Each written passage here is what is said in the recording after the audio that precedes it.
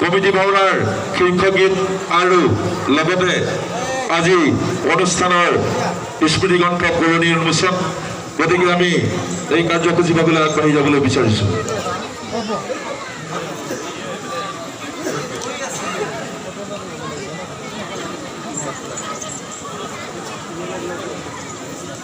আমি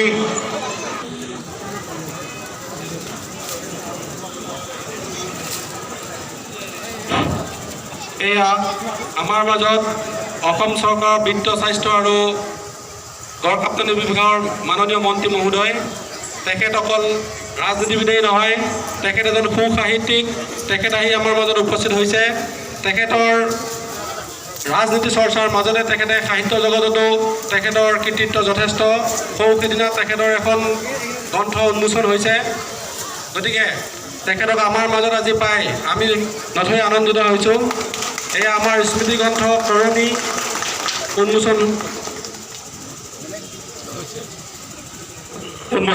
আমি মাননীয় মহোদয়ক অনুৰোধ কৰিছোঁ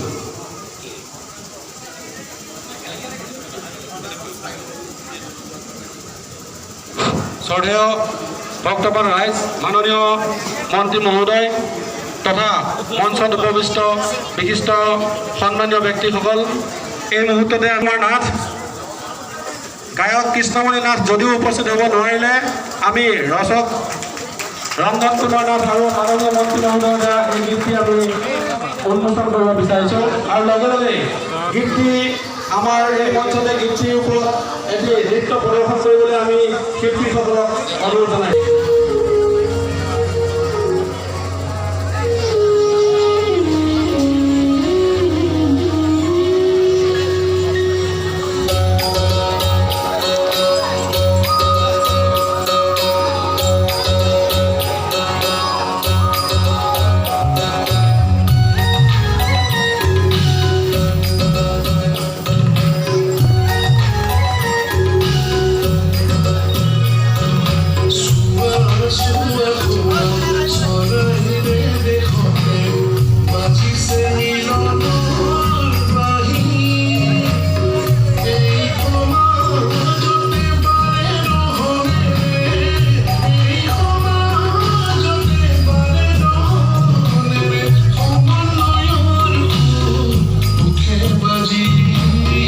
সময় তাৰ লক্ষ্মী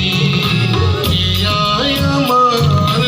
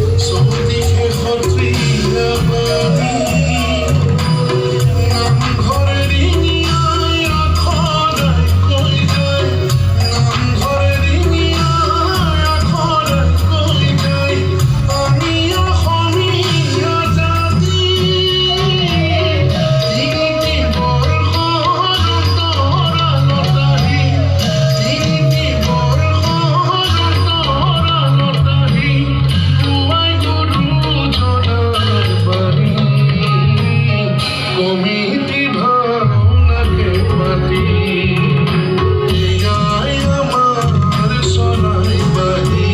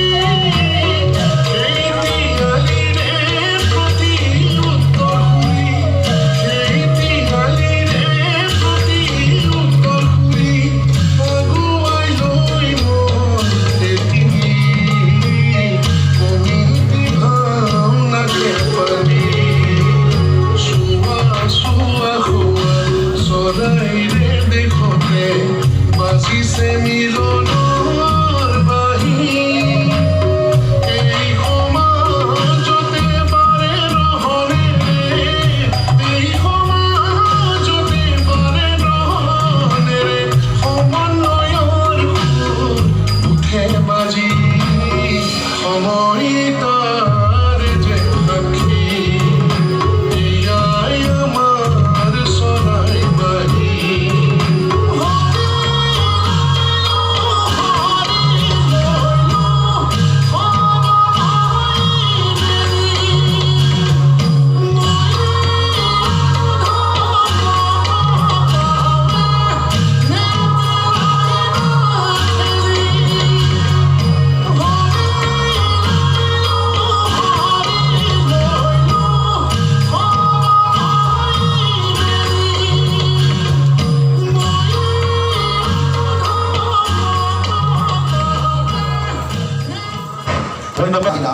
অনুষ্ঠিত হোৱা এই ভাওনাখনিয়ে অসমৰ জাতীয় সংস্কৃতিৰ গৌৰৱ চহকী কৰিছে।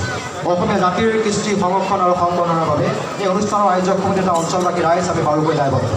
আজি এই ঐতিহাসিক পবিত্ৰখনত আপোনাৰ দৰে সৈতে বিশ্বখন ৰাজনীতি নেতা জ্ঞান বিভাগো একাদৰে প্ৰতিভাসম্পন্ন সুলেখকক এনেদৰে সন্মান যাচি বুলি পাই আমি ধন্য মানিছোঁ। আপুনি সমাজ সেৱাৰ জাতীয় সংহতি ৰক্ষা আৰু সমন্বয় সাধনত জাতি বৰ্ণ ধৰ্ম নিৰ্বিশেষে এগৰাকী অগ্ৰগামী পথ প্ৰদৰ্শক হৈ উত্তৰ পূৰ্ব জ্ঞান আৰু পোহৰেৰে উজ্জীৱিত কৰাৰ নিৰন্তৰ প্ৰচেষ্টাত বৰ্তি হৈ আহিছে।